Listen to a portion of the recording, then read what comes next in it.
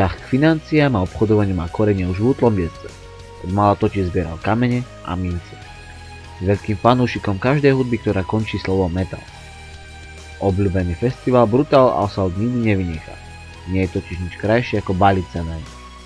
Veľkou záľubou sú mu tiež počítačové hry. Novinka Diablo 3 dostala dokonca prednosť pred učením na štátnici.